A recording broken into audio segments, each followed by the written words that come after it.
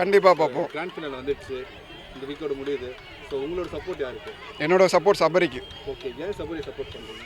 So இப்போ அந்த incident நடந்ததில்ல, car incident நடக்கும்போதும் Sabari வந்து அவனோட லீடில் இருந்தாலும் எல்லாரையும் விட்டுட்டு ஒரு இம்யூனிட்டிக்காக அவர் பண்ணது. அது இல்லாமல் எல்லா ஆக்டிவிட்டியும் அவர் பெஸ்ட்டாக தான் பண்ணியிருக்காரு இது வரைக்கும்.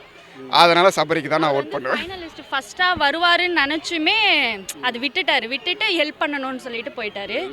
அந்த இம்யூனிட்டிக்காக பண்ணார். ஆமாம், அதனால் எங்களோட ஓட் சபரிநாதன். திவ்யா பற்றி என்ன நினைக்கிறீங்க? திவ்யா வந்து திவ்யா பற்றி எதுவும் நினைக்கல. நல்லா ப்ளே பண்ணுறாங்க, போல்டாக பேசுகிறாங்க. சபரிநாதன் கம்பேர் பண்ணால் திவ்யா வர சான்ஸ் இல்லை. இந்த டிக்கெட் ஃபைனல் எடுத்துருக்காங்க அரோரா, அவங்க எப்படி? அவங்க எனக்கு தெரிஞ்சு அவங்களுமே கூட வரலாம், வாய்ப்பு இருக்குது. ஆனால் சபரிநாதன் தான் எங்களுக்கு தெரிஞ்சு கண்டிப்பாக வருவாங்க. விக்கல் செகண்டரி தான். அவ்வளோதான். என்னோட ஓட்ஸ் வந்து நல்ல பிளேயர், விக்கலும் நல்ல பிளேயர் தான்.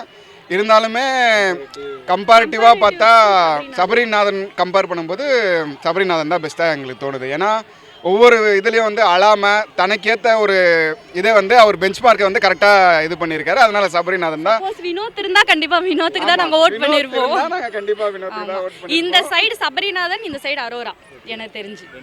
அவ்வளோதான். அதில் சபரிநாதன் வின் பண்ணுவோம். திவ்யா எனக்கு தெரிஞ்சு வரமாட்டாங்க.